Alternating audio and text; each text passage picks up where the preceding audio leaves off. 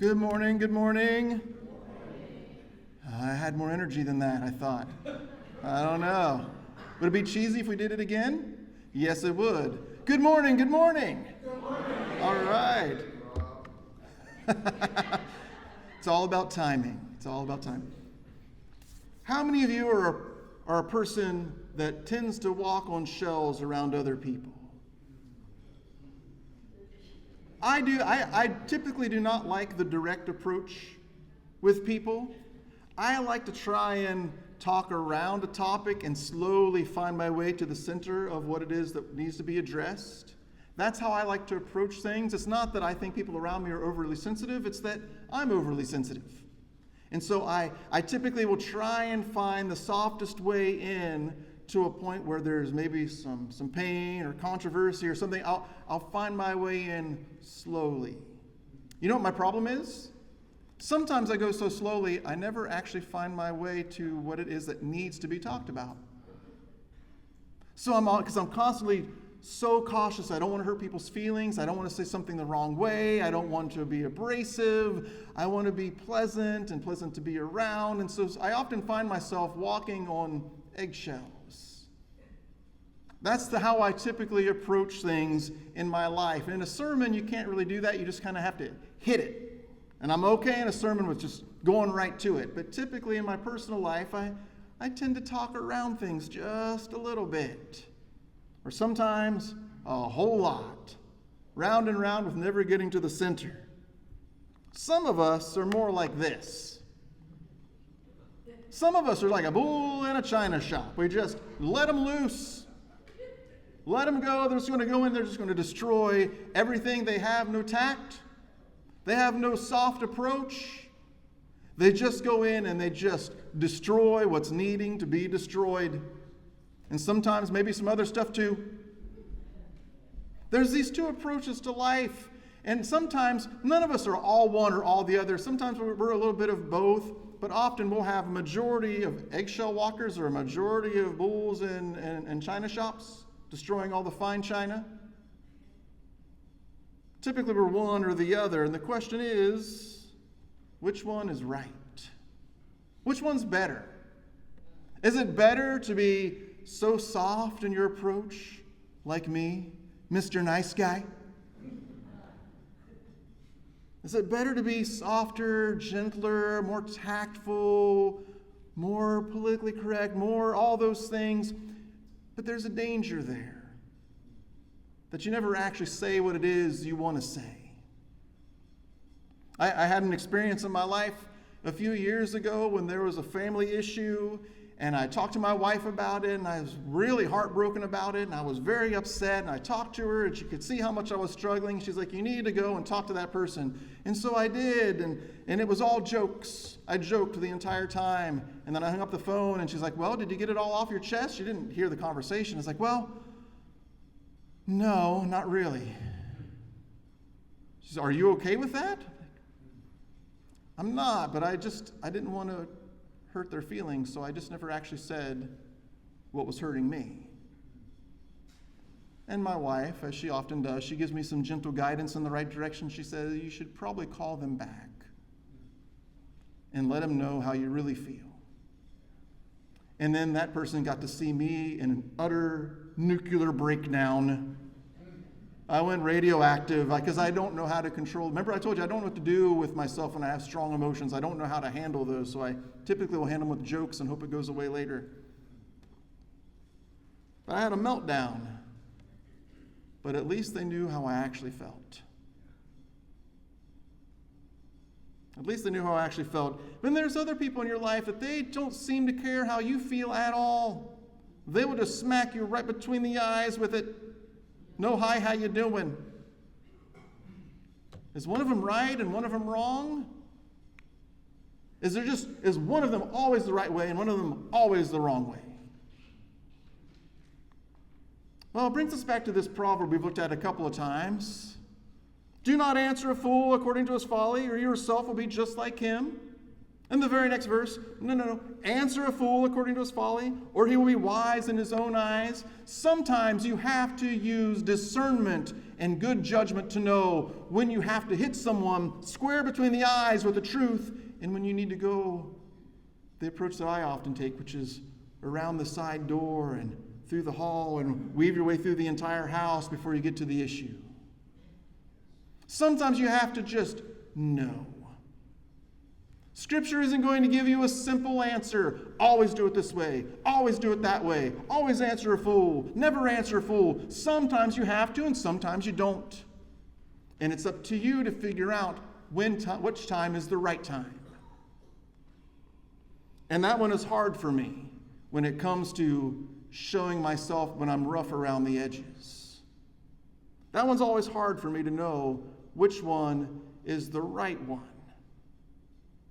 In my marriage, I'm more, as you've already guessed, the soft approach guy, weaving my way delicately through a dangerous situation, and my wife's more like, why don't we just bring it out in the open and talk about it?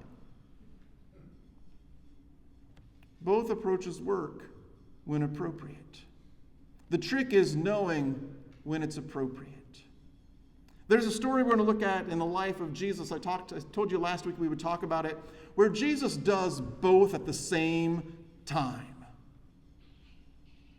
Where there's a person there who needs gentle love and care, and there's another person in the story that needs to be hit square in the eyes with a truth that he is not willing to accept. And Jesus does both at the same time. It's from Luke chapter 7. And this is one of these stories. I love this story. This story grabbed hold of me when I was in college. That was a long time ago. And I've never been able to shake it. But there's a part of the story that I typically don't talk about that much. And I plan to talk about that more this morning.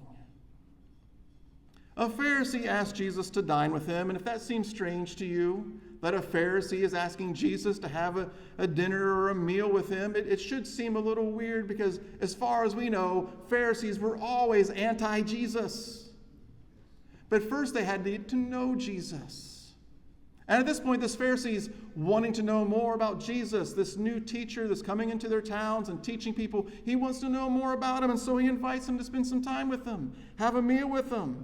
It says, and Jesus went into the Pharisee's house and reclined at the table. And now remember, reclining at a table in the ancient world meant actually reclining. Not sitting in a chair, but laying on the floor. So Jesus is there, laying on the floor beside the table at the Pharisee's house.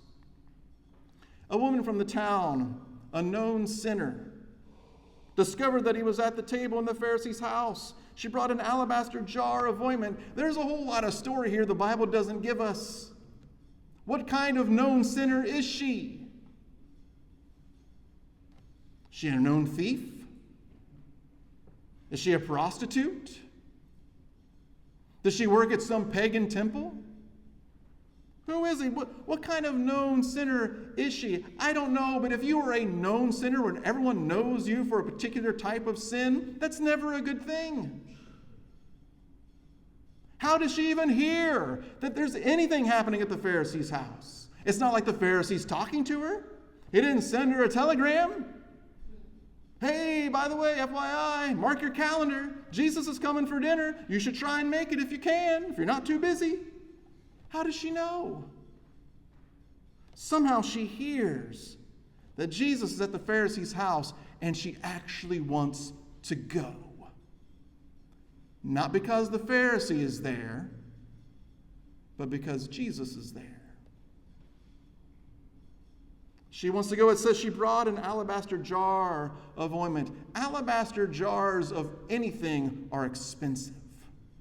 They are extremely expensive. Where did she get an alabaster jar? How could she afford it? Was it a family heirloom? Passed down from generation to generation. Did she, in her dealings, actually amass a decent amount of wealth and she went out and bought it? Chances are this is probably the most expensive thing she owns. And she has a plan. She's going to take it with her, she's going to see Jesus, and she's going to anoint him with it. That's her plan. And that is what she does. So she stood behind Jesus' feet, crying, and began to wet his feet with her tears. She wiped them with her hair, kissed his feet, and anointed them with ointment. You have to picture the setting. If you're at the Pharisee's house, chances are there are other Pharisees there. There are other spiritual leaders there. There are other people from the community who have a higher social status than this woman has, this known sinful woman, and yet she doesn't care. Can you imagine going to see Jesus at a Pharisee's house where there's a bunch of Pharisees and you don't care? You're going to go anyway, and she does. She goes anyway. She's kissing his feet. She's crying on his feet with her tears. She's wiping him with her hair. She's continually kissing his feet right in front of everyone. I am not easily embarrassed. Are you easily embarrassed? Raise your hand if you are easily embarrassed. You won't even raise it. You're so easily embarrassed.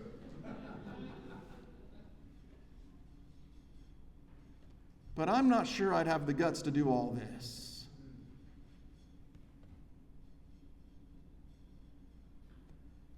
Have you ever been so grateful and so full of love that you don't really care what anyone thinks? And you don't care who they are, the ones that are thinking it. You just don't care. She walks into a Pharisee's house, a known sinner. She was the person people would see walking around on the street, and they'd say, look, there she is. There's the one. You remember what she did? Remember what we saw her doing? Remember what we heard about her? That was her. The talk of the town. And right now, as this Pharisee's just trying to get to know Jesus better, in she comes. What kind of relationship does she have with this man anyway? Pretty bold, walking into my house, uninvited. See, I was kidding about the telegram part. That didn't happen. She's not invited. She's not supposed to be there in any way. There is no way of imagining that she is supposed to be in this place, and yet there she is. Embarrassing herself, and as we'll see, the Pharisees thinking Jesus is also embarrassing himself. The Pharisee who had invited Jesus saw what was going on. If this man really was a prophet, he said to himself. These are his inner thoughts. If this man really were a prophet, if he really were sent by God with a message from God, he'd know what sort of woman is touching him. She is a sinner. These are common thoughts we often all have.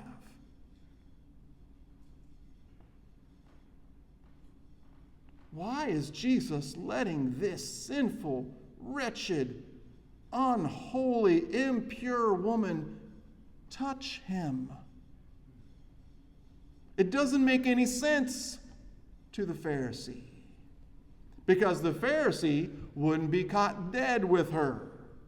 He wouldn't be around her. He wouldn't touch her. He wouldn't go to the places she goes to. He is staying away. And yet here she is in his house, at his table, kissing the feet of a man that he doesn't even know.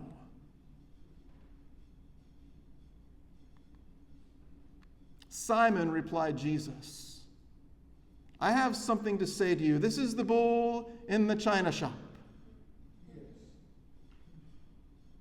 He's not going to let it slide. Jesus isn't going to do what I typically do and find some kind of squirmish way to get around the whole thing and make everybody happy, because that's just how I am for some reason. It's not always a great way to be. Sometimes it is a great way to be. Other times, not so much. He just says, Simon, I have something to say to you. And you can imagine what it would be. You don't have to, because we'll actually read it. Go ahead, teacher, he replied. Once there was a moneylender who had 2 debtors. The first owed him 500 silver coins. The second, 50 silver coins. So you can picture, there's a story. There's a man who's lent out money to one person. He's given 500 silver coins, to another 50 silver coins. Just 10% of what the other person had. Neither of them could pay him. And he let them both off. So which of them will love him more?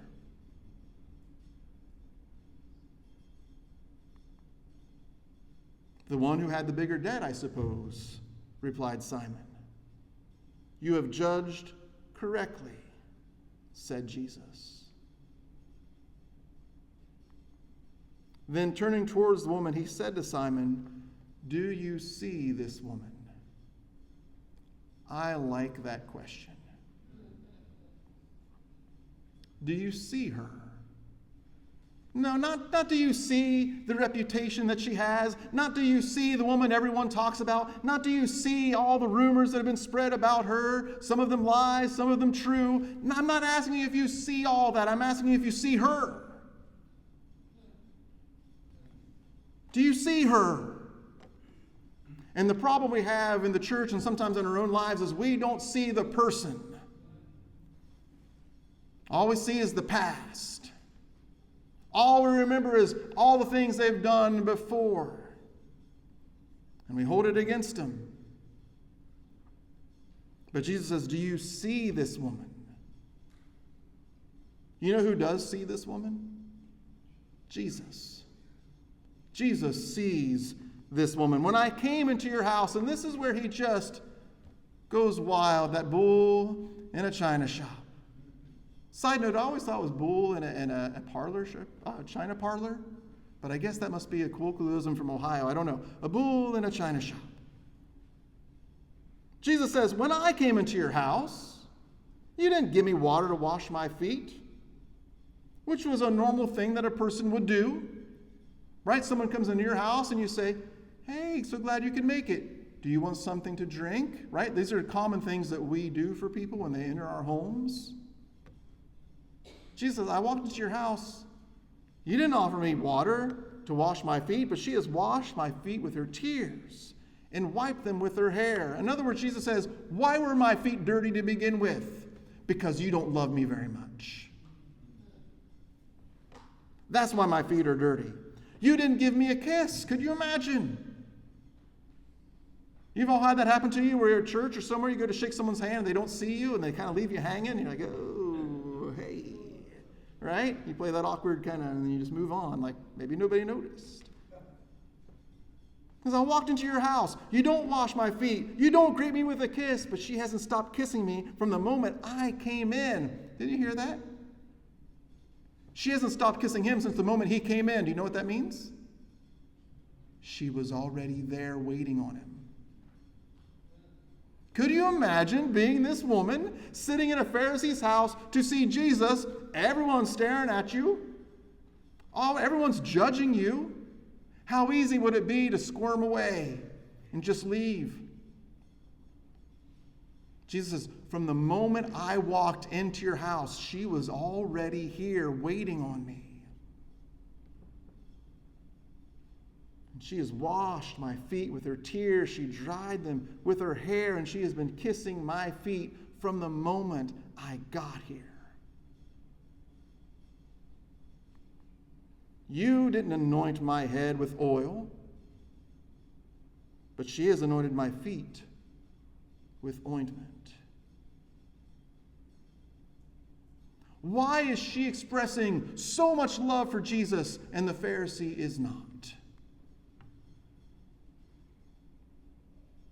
You see, Jesus doesn't shy away. Jesus rarely shies away from a confrontation when it needs to happen. The trick is knowing when it needs to happen. Jesus does both. He protects gently the person that's vulnerable and needs protection and needs love and needs forgiveness. But he's very harsh with the Pharisee. And he points out every mistake he has made since Jesus walked into the room. Nobody likes that. Sometimes we read this story and it's hard to put ourselves in the shoes of the Pharisee because we don't like to associate ourselves with Pharisees. But if you were a Pharisee and Jesus tells a story about two debtors and they're both forgiven and the one that owed the most loved the most, and then he tells you, you have not expressed love since the moment I walked in. You didn't wash my feet. You didn't greet me with a kiss. You didn't anoint me with oil. you have done nothing for me. And the truth is, it's because you are not a person who loves. But she is. She is.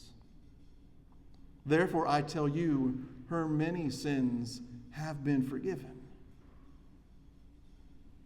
as her great love has shown. But whoever has been forgiven little loves little. Then Jesus said to her, your sins are forgiven. The other guests, this is the first time we hear that there's a room full of people. The other guests began to say among themselves, who is this who even forgives sins? Doesn't make any sense to them. They're not in the temple. No sacrifice has been given. No offering has been made. And yet here Jesus is saying to her, your sins are forgiven. Jesus said to the woman, your faith has saved you. Go in peace.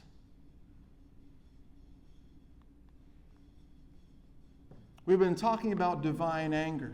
We've been talking about the stories where God is rough around the edges, or the stories where Jesus is rough around the edges. And sometimes you read a story like this, and it's hard to see those rough edges, but they are there. Can you imagine walking into someone's house and making these types of accusations against them? A spiritual leader, a teacher of the law, an expert in all things Mosaic, and telling them, you don't love. All you do is judge people. And think to yourself, what kind of woman is this? What kind of man is this? Letting a woman like that touch him. When what you should have done is given love to her, acceptance to her, grace to her, mercy to her, forgiveness to her. But no, you don't do any of that. Divine anger is stirred by the incapacity of God's people to love others. If you want to know what makes God angry, it's when we don't have the capacity to love one another, as Art talked about in his Lord's Supper talk. When we withhold divine love from the people around us and we say, they don't deserve it. They're such horrible people. Maybe you've forgotten how much you owe. Because if the story had been told completely accurately, they both owed 500. It doesn't matter how much they owed. Neither of them could pay it anyway. They both needed grace. One of them knew how much they needed. The other one thought they didn't need very much at all. If you'd asked Simon, hey Simon, do you think you're perfect? He would have said no, but maybe I'm pretty close. If you'd asked her, are you perfect? She would have said, are you out of your mind? Do you know who I am? You ever wonder why she came to Jesus to begin with? Why is she even there? Had she met Jesus before? Had Jesus already accepted her and loved her before, and she ran home to grab her alabaster jar so she could take it back to where Jesus is going to be? Did Jesus tell her, well, I'm going to be having dinner at the Pharisee's house later today, and just kind of shared his schedule? Why is she there? Had she heard stories from other people that said, I met Jesus, you're not going to believe it. He actually loved me. He actually wants what's best for me. And so she goes because nobody else in her community seemed to be able to show her the divine love and grace that she needed in her life. But Jesus did. And make no mistake, that is our vocation. That's our job as well. To go and give the love of God to everyone. Not just people who are like us or think like us or talk like us or who have all the Christian lingo down and know how to say things. No. Everybody. Everybody needs compassion. Everybody needs the grace of God. I need it. You need it. We all owe a debt that we can't pay. And if you want to make God angry, which I doubt that you do, but if you do, here's one really good way to do it. Don't love people. Just don't love people. That'll get him upset. Defending the sinner can require a bullish exposure of the self-righteous. You can't always do it the way that I like to do things. Sometimes it just doesn't work. Sometimes you need a gentle and soft protection of the person who needs forgiveness and grace and love, and that requires you to stand bullishly against the one who is oppressing them.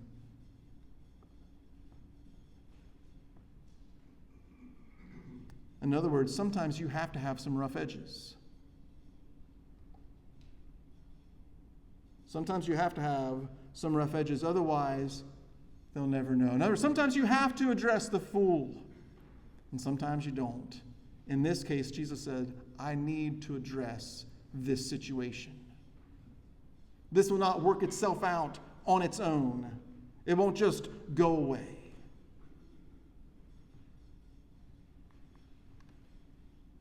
God's will is done when sinners go in peace. You know who didn't go in peace from this story? Simon the Pharisee. Right? There's no consolation prize for Simon the Pharisee in this story. Jesus tells him, you don't love. You judge people. You don't love people. You don't accept people. You don't open the door so that people of all places and all different backgrounds and histories can come to know God and worship God. That's not who you are. You despise people. You reject people. You close the door of God in people's faces. You're not even in. That's you, Simon. That's you. She's in. Make no mistake, Jesus was very harsh with this Pharisee. But he was very kind with the sinner. God's will is done when sinners go in peace. And sometimes God's will is done when the self-righteous are ruffled and left that way. I hope I never become part of the self-righteous. And I know in saying that, it's like, oh, you already are. I get it. I get the irony. But I don't want to be that way. And this isn't your preacher talking, this is Rob talking. I don't want to be that way. I don't want to be that person. I don't want to be insincere, unloving, unkind, judgmental. I don't want to be that person. I have been that person. If you'd asked me 20 years ago, I could have told you everyone that's going to heaven and hell. I just could have told you. I'm serious, it's funny, but I could have told you. Just come to me.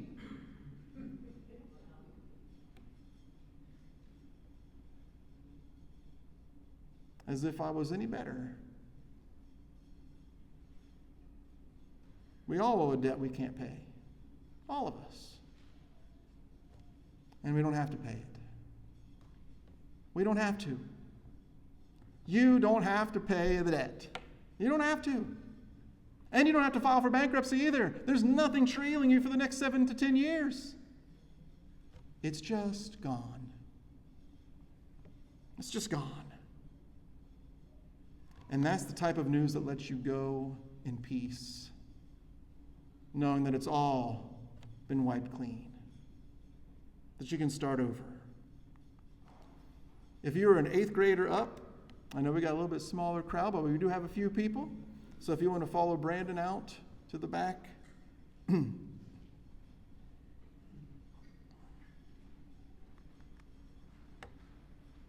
And as they're leaving, I just want to kind of end with these thoughts about being rough around the edges.